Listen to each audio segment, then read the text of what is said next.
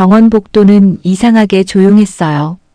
한명자 씨는 건강검진 결과를 들으러 온 길이었죠. 올해 76, 큰 병 없이 살았다고 생각했지만 요 며칠 가슴이 답답하고 기운이 없어 자식들이 억지로 병원 예약을 잡아준 날이었습니다. 화장실에 다녀오던 명자 씨는 보호자 대기실 앞에서 걸음을 멈췄어요. 문이 조금 열려 있었고 안에서 작은 딸 세영 씨 목소리가 흘러나왔습니다. 엄마 보험금은 큰오빠가 반 가져가고 나머지는 우리가 나누면 되잖아. 큰아들 재문 씨가 낮게 대답했죠. 장례는 간단히 하자. 괜히 크게 치르면 돈만 나가. 명자 씨는 문고리를 잡은 채 그대로 굳었습니다. 아직 검사 결과도 듣기 전인데 자식들은 벌써 어머니의 장례와 보험금을 말하고 있었어요. 잠시 뒤 명자 씨가 문을 열고 들어갔습니다. 내가 벌써 죽었다는 연락이라도 받았니? 그 한마디에 대기실 공기가 얼어붙었죠. 안녕하세요. 오늘의 이야기 시작합니다. 한명자 씨는 올해 76이었어요. 남편은 15년 전에 먼저 세상을 떠났고 그 뒤로는 오래된 빌라 2층에서 혼자 살고 있었죠. 몸집은 마르고 작았지만 성격은 부지런했습니다. 아침이면 꼭 창문을 열어 환기를 시켰고 냉장고에 남은 반찬으로도 밥 한 끼를 허투루 먹는 법이 없었어요. 명자 씨에게는 자식이 둘 있었습니다. 큰아들 박재문 씨는 53, 회사 다니다가 몇 년 전부터 작은 유통일을 하고 있었죠. 말수는 적었지만 늘 돈 걱정이 많았습니다. 작은 딸 박세영 씨는 49이었고 감정이 앞서는 편이었어요. 좋을 땐 엄마 팔짱을 끼고 수다를 떨다가도 자기 사정이 어려워지면 전화를 걸어 한숨부터 쉬는 딸이었습니다. 그리고 큰 며느리 최은경 씨가 있었죠. 51의 은경 씨는 겉으로는 공손했습니다. 어머니, 편히 계세요. 어머니, 몸 조심하세요. 말은 그렇게 했지만 명자 씨는 그 말 끝이 늘 조금 차갑다고 느꼈어요. 그래도 명자 씨는 자식들을 나쁘게 생각하지 않았습니다.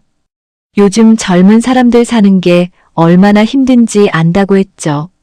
집값, 학원비, 병원비, 카드가 뭐 하나 쉬운 게 없잖아요. 그래서 자식들이 손을 벌리면 없는 돈도 쪼개보냈습니다. 특히 마음에 걸리는 건 막내 손주였습니다. 재문 씨의 둘째 아이 12살 민우가 어릴 때부터 심장 쪽이 약했어요. 수술을 해야 한다는 말이 나왔지만 재문 씨 부부는 늘 형편을 핑계로 밀었습니다. 어머니, 병원비가 한두 푼이어야죠. 민우도 아직 버틸만 하대요. 명자 씨는 그 말이 마음에 걸렸습니다. 아이 얼굴이 창백해질 때마다 속이 내려앉았죠. 그래서 오래전 들어둔 장례보험의 수익자를 조용히 바꿔두었습니다. 자식들에게 알리지 않았어요. 자기가 죽은 뒤라도 그 돈이 민우 수술비로 쓰이면 좋겠다고 생각했죠. 그런 명자 씨가 그날 병원에 간 건 단순한 건강검진 결과 때문이었습니다. 하지만 그날 들은 건 병명보다 더 아픈 말이었어요. 자식들이 어머니가 살아있는 자리에서 어머니의 죽은 뒤 돈을 나누고 있었으니까요. 명자 씨는 평생 돈 앞에서 약한 사람이 아니었습니다. 가난하게 살았지만 돈 때문에 사람 마음을 팔지는 않았어요. 젊은 시절 남편과 함께 시장 근처 분식집을 했습니다. 새벽 4시면 일어나 멸치 육수를 끓였고 점심 장사 끝나면 김밥 속재료를 다시 준비했죠. 손님이 남긴 잔돈도 꼼꼼히 모았습니다.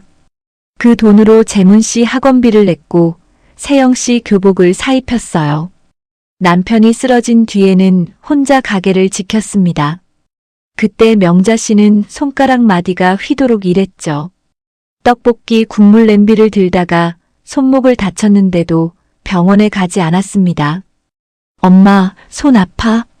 어릴 적 세영 씨가 물으면 명자 씨는 웃으며 대답했어요. 아니야. 엄마 손은 원래 이렇게 생긴 거야. 사실은 밤마다 손이 저려 잠을 설쳤습니다. 그래도 아이들 앞에서는 아프다는 말을 삼켰죠. 부모가 아프다고 말하면 자식 마음이 무거워질까봐 그랬습니다. 남편이 세상을 떠난 뒤에도 마찬가지였어요. 장례 치르고 남은 돈이 많지 않았습니다. 그래도 명자 씨는 자식들 앞에서 울지 않았습니다. 제일 많이 울었던 건 장례가 끝난 다음 날 새벽 혼자 싱크대 앞에 서서 남편이 쓰던 밥그릇을 씻을 때였다고 해요. 그 뒤로 명자 씨는 자식들에게 더 조심스러워졌습니다. 혹시 늙은 엄마가 짐이 될까봐 병원 갈 일도 줄였고 약도 아껴 먹었습니다. 손주들 생일이면 봉투에 몇만 원이라도 넣어 보내면서 정작 자기 겨울 내복은 헤어진 걸 꿰매 입었죠. 재문 씨는 가끔 전화를 했습니다. 엄마, 요즘 괜찮아요? 그럼 괜찮지. 너희나 잘 지내라. 세영 씨도 한 달에 한두 번 전화를 했어요. 엄마, 나 요즘 너무 힘들어. 무슨 일인데? 밥은 먹었어? 명자 씨는 늘 들어주는 쪽이었습니다. 자식들이 힘들다 하면 자기 힘든 얘기는 쏙 빼고 괜찮다, 괜찮다만 했죠. 그런 세월이 쌓이다 보니 자식들은 정말로 어머니가 괜찮은 줄 알았던 걸까요? 아니면 괜찮다고 말하는 어머니에게 기대는 일이 너무 익숙해져 버린 걸까요? 장례보험도 그랬습니다.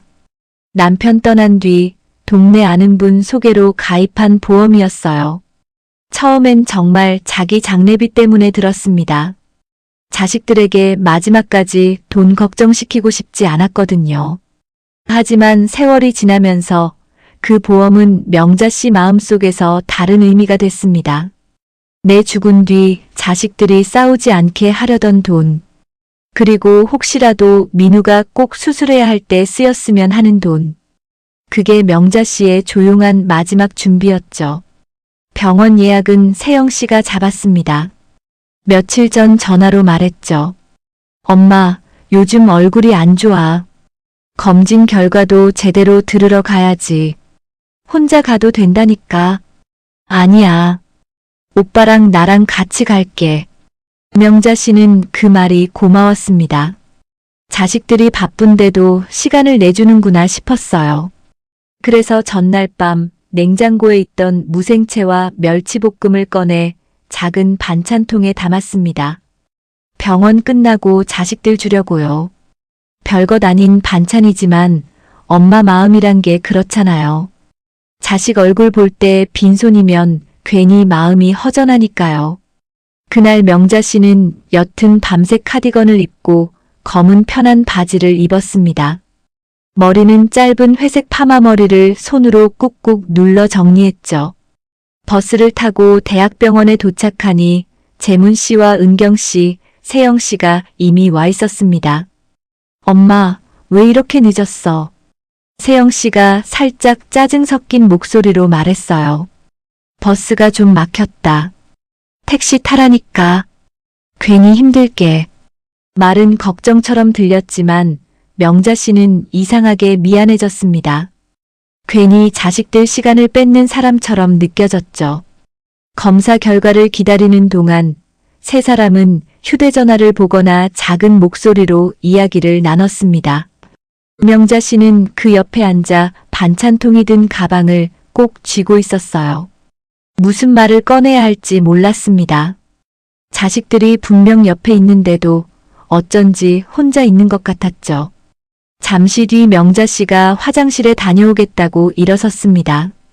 세영 씨는 고개도 들지 않고 말했어요. 응, 조심해. 화장실에서 손을 씻고 나오는데 명자 씨는 문득 가슴이 답답했습니다. 검사 결과 때문일까? 아니면 병원 냄새 때문일까? 천천히 복도를 걸어 보호자 대기실 쪽으로 돌아왔죠. 그때였습니다. 문틈으로 세영 씨 목소리가 들렸어요. 엄마 보험금은 큰오빠가 반 가져가고 나머지는 우리가 나누자. 어차피 장례 치르고 남는 돈 있잖아. 명자 씨의 발이 그 자리에서 멈췄습니다. 처음엔 잘못 들은 줄 알았어요. 자식들이 설마 자기 장례 보험금을 이야기할 리 없다고 생각했습니다. 하지만 곧 재문 씨 목소리가 들렸습니다. 장례는 간단히 해. 엄마도 그런 거 크게 하는 거 싫어하셔. 남는 건 각자 급한 데 쓰면 되고. 은경 씨가 낮게 덧붙였죠. 보험금 나오면 민우 병원비도 좀 생각해야 하는 거 아니에요?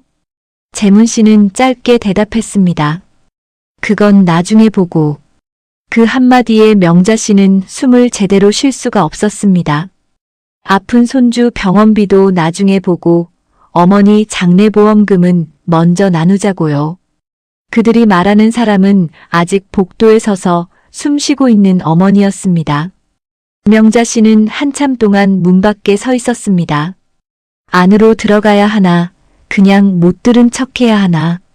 그 짧은 순간에도 별 생각이 다 들었죠. 혹시 내가 잘못 들은 건 아닐까? 아이들이 너무 힘들어서 말이 헛나온 건 아닐까? 부모는 그런 순간에도 자식을 감싸려고 합니다. 내 귀를 의심하지, 자식 마음을 먼저 의심하지 않아요. 하지만 대화는 계속됐습니다. 세영 씨가 말했습니다. 엄마가 오래 병원 다니면 우리 다 힘들어져. 미리 정해놔야지. 재문 씨가 대답했죠. 그러니까 괜히 큰 병이면 치료비부터 문제야. 그 말을 듣는 순간 명자 씨 안에서 뭔가 툭 끊어졌습니다. 자식들이 어머니 병을 걱정하는 게 아니었습니다. 어머니가 아프면 들어갈 돈, 어머니가 죽으면 나올 돈을 따지고 있었던 거예요. 명자 씨는 문을 밀고 들어갔습니다. 대기실 안 세 사람의 얼굴이 동시에 굳었습니다. 재문 씨는 팔짱을 풀었고 세영 씨는 가방을 뒤적이는 척했습니다. 은경 씨는 눈을 피했죠. 명자 씨는 문 앞에 서서 천천히 물었습니다. 내가 죽었다는 연락이라도 받았니? 아무도 대답하지 못했습니다. 그 침묵이 오히려 더 큰 대답이었어요. 재문 씨가 먼저 입을 열었습니다. 엄마, 그게 아니라 혹시 모르니까 미리 얘기한 거예요. 혹시 모른다는 게 내 장래냐? 검사 결과도 아직 모르니까요. 명자 씨는 재문 씨를 바라봤습니다.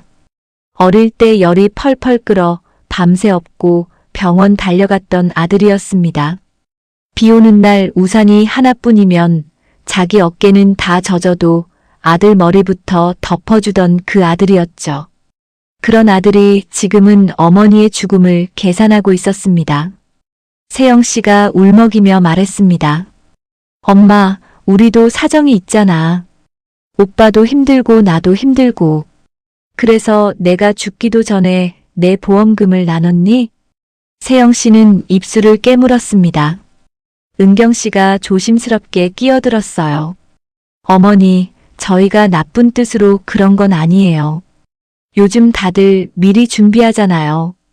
미리 준비라는 말 참 좋다. 그런데 내 마음은 누가 준비해주니? 그 말에 방안이 조용해졌습니다. 명자 씨는 천천히 의자에 앉았습니다. 화가 나서 소리를 치고 싶었지만 이상하게 눈물부터 났습니다. 손에 들고 있던 작은 반찬통이 떠올랐어요. 어젯밤 늦게까지 멸치볶음을 담으며 자식들 입에 들어갈 생각에 흐뭇했던 자기 모습이 너무 서글펐습니다. 나는 너희 배고플까봐 내 밥은 물에 말아먹었다. 손주들 용돈 줄 때도 내 약값은 뒤로 미뤘어. 그런데 너희는 내가 아플까 걱정한 게 아니라 내가 죽으면 얼마가 남을지 걱정했구나. 재문 씨는 고개를 숙였습니다. 하지만 명자 씨는 알 수 있었습니다. 그 고개 숙임이 부끄러움인지 들킨 민망함인지 아직은 알 수 없었죠. 그때 대기실 바깥에서 간호사가 이름을 불렀습니다. 한명자님, 진료실로 들어오세요. 명자 씨는 천천히 일어섰습니다. 다리가 조금 떨렸지만 자식들 손을 잡지는 않았어요. 오히려 혼자 걸어 들어갔습니다. 재문 씨와 세영 씨, 은경 씨가 뒤따랐죠.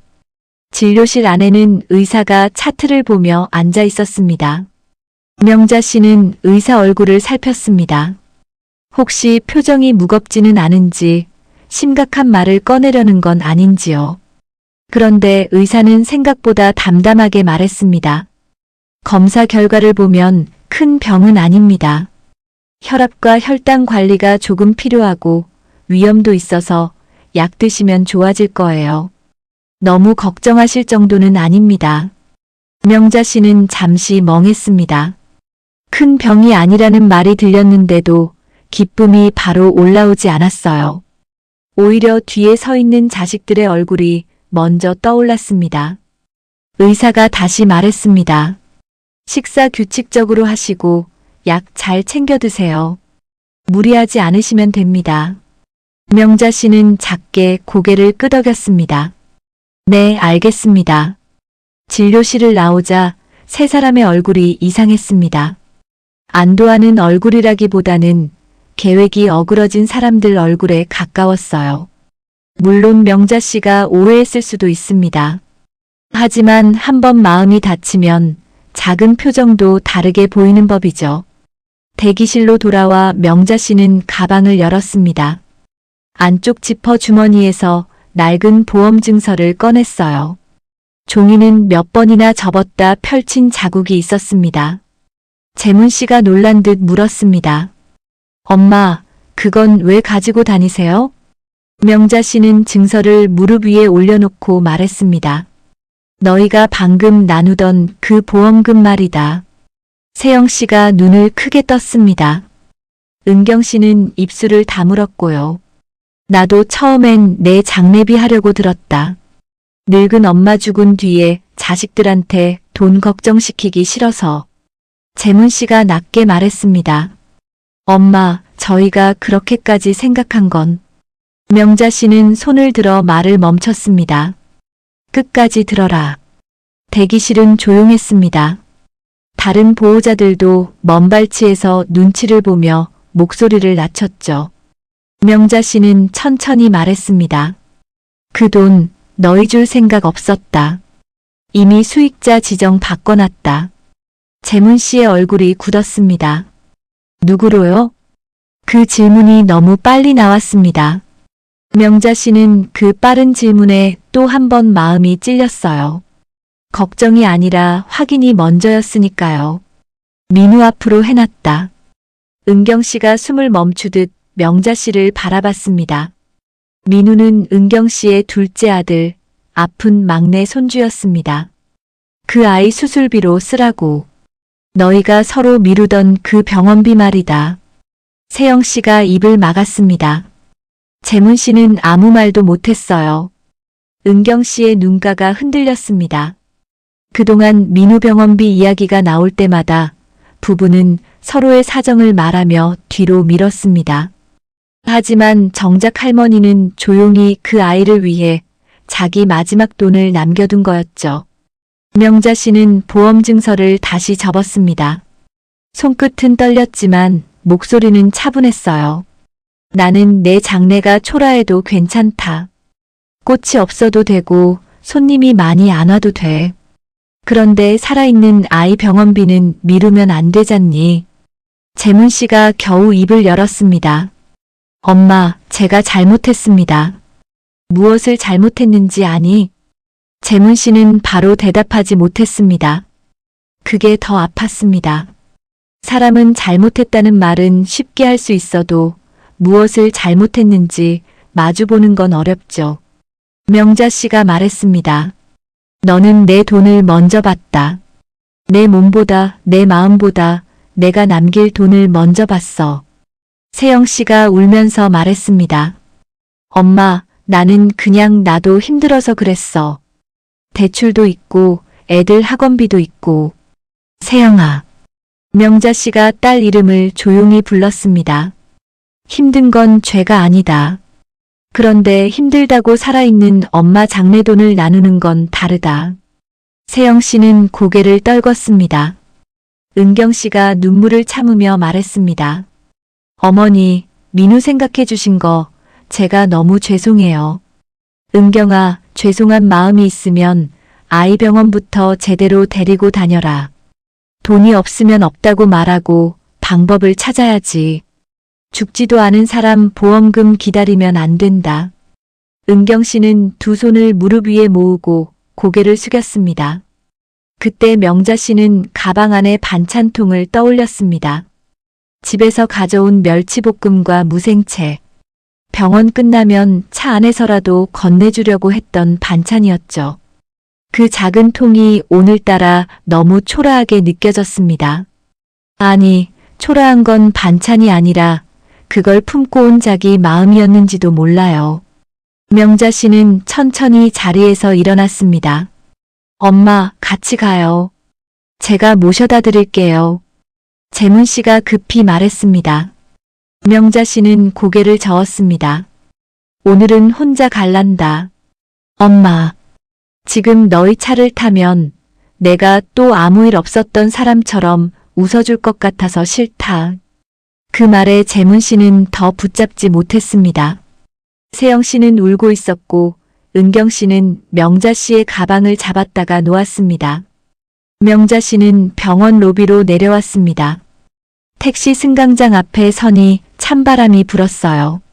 병원 안에서는 그렇게 숨이 막히더니 바깥 공기를 마시자 조금 정신이 들었습니다. 택시가 도착했고 명자 씨는 뒷좌석에 앉았습니다. 창밖으로 병원 건물이 멀어졌죠. 그제야 눈물이 흘렀습니다. 소리내 울지는 않았습니다. 그냥 주름진 손등 위로 눈물이 뚝뚝 떨어졌어요. 죽기 전에 알아서 다행이다. 명자 씨는 아주 작게 혼잣말을 했습니다. 기사는 들은 듯 못 들은 듯 조용히 운전만 했습니다. 집에 돌아온 명자 씨는 한동안 현관 앞에 서 있었습니다. 평소 같으면 바로 부엌으로 가서 물부터 끓였을 텐데 그날은 신발을 벗는 것도 힘들었어요. 몸이 아픈 게 아니라 마음이 무너져서였죠. 안방에 들어가니 남편 사진이 보였습니다. 낡은 액자 속 남편은 여전히 웃고 있었습니다. 명자 씨는 그 앞에 앉아 한참 말이 없었습니다. 여보, 내가 애들을 잘못 키운 걸까요?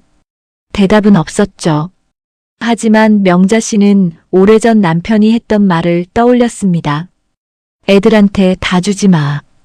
부모도 자기 몫은 남겨야 한다.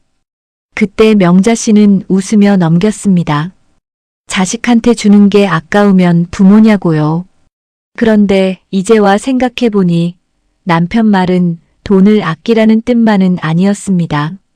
마음까지 다 내주면 자식들이 부모 마음의 무게를 모르게 된다는 뜻이었겠죠. 그날 저녁 재문 씨에게 전화가 왔습니다. 명자 씨는 받지 않았습니다. 세영 씨에게도 전화가 왔고 은경 씨에게도 문자가 왔어요. 어머니, 정말 죄송합니다. 엄마, 제발 전화 좀 받아. 민우 병원 다시 알아볼게요. 명자 씨는 휴대전화를 뒤집어 놓았습니다. 평소 같으면 자식들이 불안해할까봐 바로 전화를 받았을 겁니다. 괜찮다, 엄마는 괜찮다 하고요. 하지만 그날은 괜찮지 않았습니다. 그리고 처음으로 괜찮지 않다는 걸 숨기고 싶지 않았어요. 다음 날 아침 명자 씨는 동네 은행에 갔습니다. 보험 담당자에게 전화를 걸어 수익자 지정이 제대로 되어 있는지 다시 확인했습니다. 민우 수술비로 바로 쓰일 수 있게 절차도 물어봤어요. 그리고 통장도 정리했습니다. 혹시라도 자식들이 자기 동의 없이 건드릴 수 없도록 필요한 서류를 따로 챙겼죠. 며칠 뒤 재문 씨가 혼자 찾아왔습니다. 얼굴이 많이 수척했습니다. 명자 씨는 문을 열어주긴 했지만 예전처럼 먼저 밥 먹었냐고 묻지는 않았어요. 재문 씨가 마루에 앉아 말했습니다. 엄마, 그날 제가 사람도 아니었습니다. 그 말로 끝날 일이 아니다. 알아요. 저도 알아요. 재문 씨는 한참 고개를 숙인 뒤 어렵게 말을 꺼냈습니다. 사업이 많이 안 좋았어요. 빚도 있고요. 그래서 보험금 얘기가 나오니까 눈이 멀었습니다. 명자 씨는 가만히 듣고 있었습니다. 그래도 엄마한테 그러면 안 됐어요. 엄마가 살아계신데 제가 미쳤나 봐요. 명자 씨는 아들을 바라봤습니다. 미움만 있는 건 아니었습니다. 그래도 자식인데 마음 한쪽은 또 아팠죠. 하지만 이번에는 쉽게 달래지 않았습니다. 재문아, 힘들면 힘들다고 말해라. 그런데 내 죽음을 내 해결책으로 삼지는 마라. 재문 씨의 눈시울이 붉어졌습니다. 민우병원 이번 주에 예약했습니다. 제가 어떻게든 해볼게요. 그건 네가 할 일이다.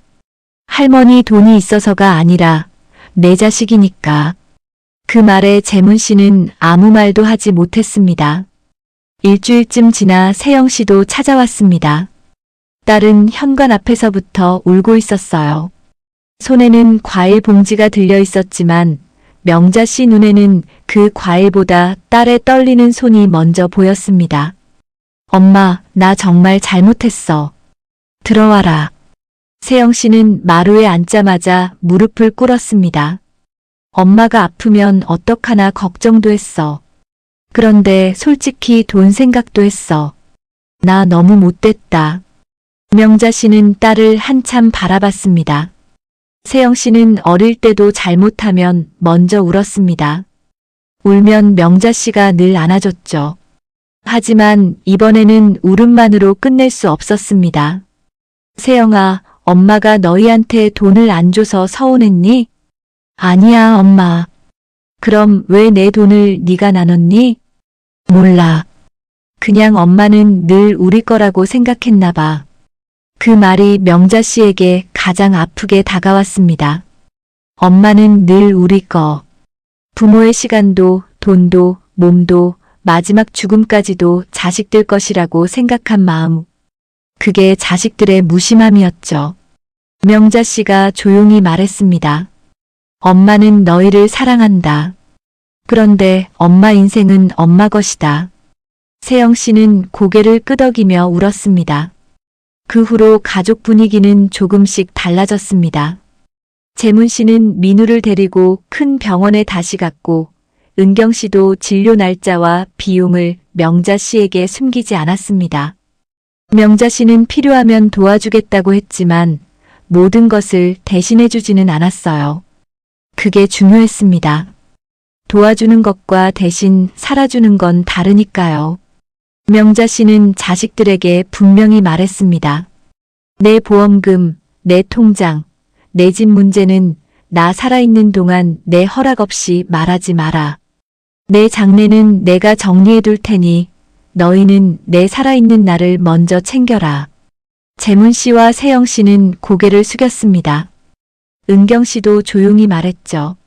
어머니, 앞으로는 민우 일도 저희가 먼저 책임지겠습니다. 시간이 지나도 상처가 완전히 사라지지는 않았습니다. 명자 씨는 자식들 전화를 받을 때 예전처럼 무조건 반갑지만은 않았어요. 말끝을 살피게 됐고 혹시 또 돈 얘기인가 긴장할 때도 있었습니다.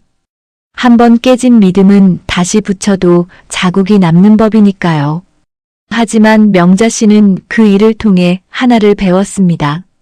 자식에게 사랑을 주되 자기 자신을 지우면 안 된다는 것. 부모가 자기 마음을 지켜야 자식들도 그 마음을 함부로 대하지 않는다는 것 말이에요. 어느 날 민우가 병원 진료를 마치고 명자 씨 집에 들렀습니다. 창백한 얼굴이었지만 전보다 조금 밝아 보였죠. 할머니, 나 수술하면 괜찮아진대요. 명자 씨는 아이 손을 꼭 잡았습니다. 그래. 우리 민우는 오래오래 살아야지. 그 순간 명자 씨는 생각했습니다. 보험금이란 게 죽은 뒤 남는 돈이라고만 생각했는데 어쩌면 살아있는 누군가를 살리는 마음일 수도 있겠다고요. 한명자 씨는 그날 이후 장례보험 증서를 다시 서랍 깊숙이 넣어두지 않았습니다. 대신 작은 파일에 정리해두고 필요한 내용은 직접 적어두었죠.